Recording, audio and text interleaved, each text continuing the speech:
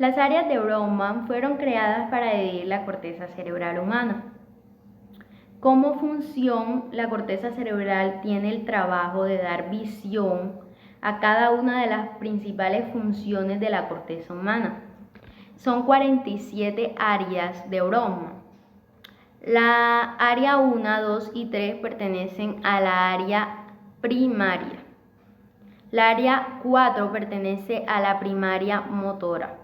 Las 5 y las 7 pertenecen a la asociación de la corteza somasensativa. La 8, 9, 10 y 11 pertenecen a la corteza prefrontal. Todas estas áreas hacen parte de la área primaria y la secundaria es desde la 6. La área 13 pertenece al área singular. Área 17 pertenece al área visual primaria. Área 18 junto a la 19 pertenece a la asociativa visual. Área 20 pertenece a la temporal inferior. Área 21 pertenece a la auditiva primaria. Área 22 pertenece a la área superior temporal. Área 23 y 26 es el sistema que pertenecen al área ventral superior del vínculo. Área 25 pertenece a la área subcallosa. Controla los movimientos por debajo de la rodilla. La área 26 pertenece a la etosplenial del cíngulo. La corteza piriforme pertenece al olfativo primario. Área 28 pertenece a la entohermina, también asociativo. La 30 pertenece al cíngulo. La 31, la 32 hasta la 34 pertenecen al primario. La 35 es el giro preminal de la corteza. Área 36 pertenece al giro de la corteza. La área 37 pertenece al giro fusiforme. La área 38 pertenece al polo temporal semántico. La área 34 pertenece a la área junto a la 40 lección del aire, produce táctil, producción de las palabras, o sea, la comprensión que tiene el ser humano con esas palabras, están asociadas estas dos áreas.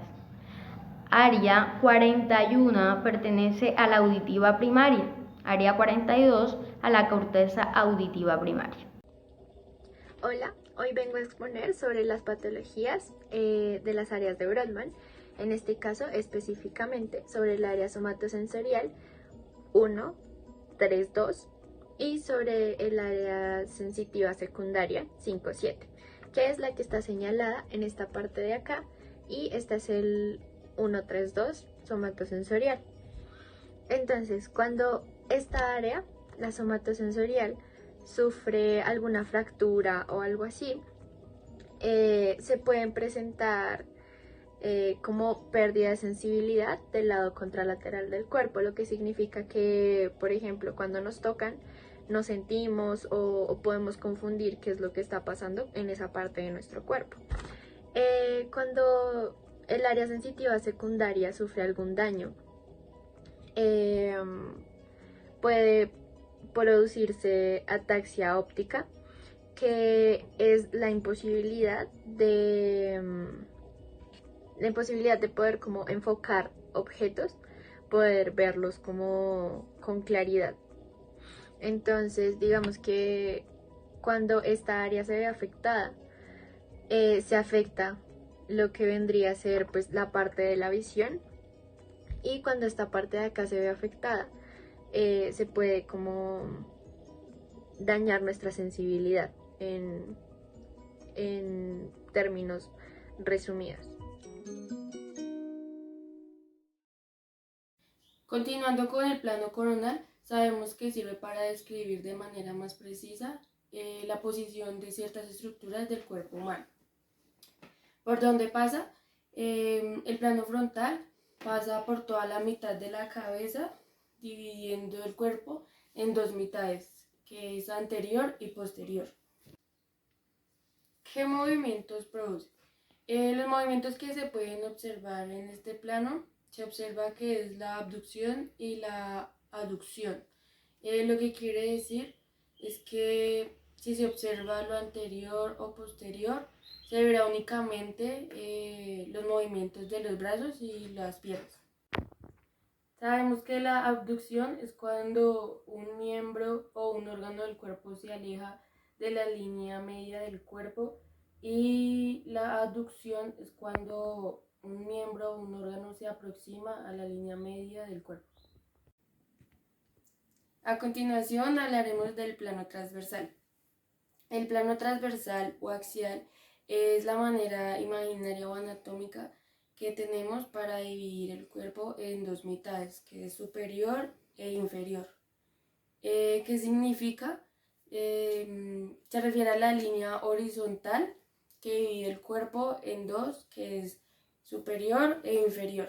La palabra axial es utilizada para describir los ejes que atraviesan de forma perpendicular alguna estructura anatómica.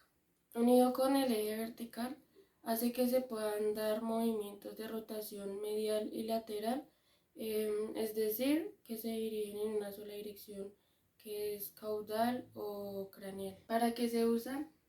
Para identificar la posición de diversas estructuras anatómicas y también para observar los movimientos de las articulaciones, que incluyen rotaciones y alteraciones hacia lo caudal y lo cefálico. La diferencia del corte sagital supone la separación del cerebro en dos mitades, una derecha y otra izquierda.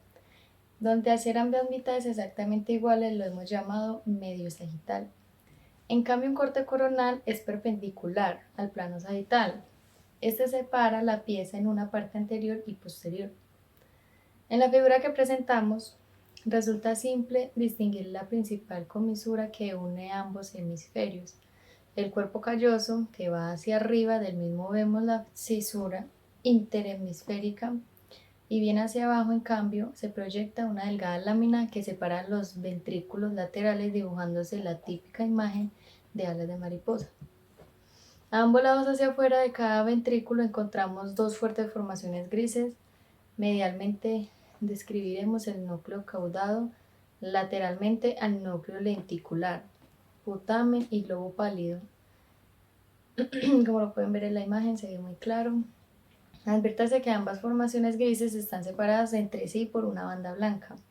La cápsula interna más hacia afuera, tanto derecha como izquierda, con una forma bien simétrica, encontramos dos profundas entradas que siguen la cisura de Silvio, formándose dos grandes repliegues en la corteza cerebral, en cuyos fondos encontramos sendas formaciones, las del lóbulo de la ínsula. El plano sagital es uno de los planos de referencia empleados para ubicar las estructuras del cuerpo humano. Este corte, plano medio o plano de simetría, divide artificialmente el cuerpo en dos mitades, una derecha y otra izquierda.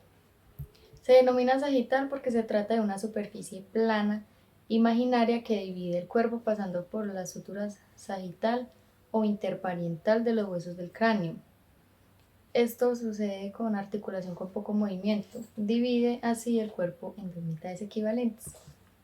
También se describe como un plano ventrodorsal, ya que divide el cuerpo en dos partes iguales que conservan sus superficies dorsal, que me refiero a la espalda, y ventral, que es la frente. El plano sagital medio, como podemos ver en la imagen, está señalado en sus partes: el cerebro, cráneo, meninges, cerebelo, bulbo raquídeo, médula espinal, columna vertebral, protuberancia anular, hipófisis, tálamo y cuerpo calloso. Esta es una imagen donde se ha focalizado sobre un tramo de la cara medial del cerebro, también incluyendo al tronco y el cerebelo. Como dato orientador, resulta simple distinguir a la protuberancia anular. Bien por detrás de ella, interpretándose con el cerebelo, notamos el cuarto ventrículo hacia arriba del mismo, como tallado en el espesor de los pedúnculos cerebrales. Vemos el acueducto de Silvio, que irá a desembocar el tercer ventrículo del que vemos naturalmente, pues se trata de un corte sagital. Solamente una de sus paredes laterales ofrecida por el tálamo, en este caso es el derecho. Ubicaremos entonces al hipotálamo, sobre cuyo piso encontramos los tuberculos mamilares. Inmediatamente por delante del perfil del pedúnculo cerebral, yendo por delante de ellas el sentido rostral o anterior, por así decirlo, notamos bien el infundíbulo hipofisario y el quiasma óptico. El cuerpo calloso, del que notamos parte de su cuerpo y sector posterior, es muy fácil de reconocer. Algo hacia atrás de la mitad de su borde inferior se desprende un tracto blanco. Como lo pueden ver, y se ve bien. Es bien notable que desciende hacia abajo y adelante. El fornis, también llamado trígono, por delante puede imaginárselo como jugando hacia afuera, a su pilar anterior. En ese sitio, precisamente como si viéramos una gota separada del trazo que venimos describiendo, se advierte que de comisura blanca anterior, naciendo desde ella hacia abajo, la lámina terminalis finalmente mirando hacia arriba y atrás. Vemos el lóbulo occipital, que aquí se hace bien visible, destacándose la cisura calcarina. Ahí.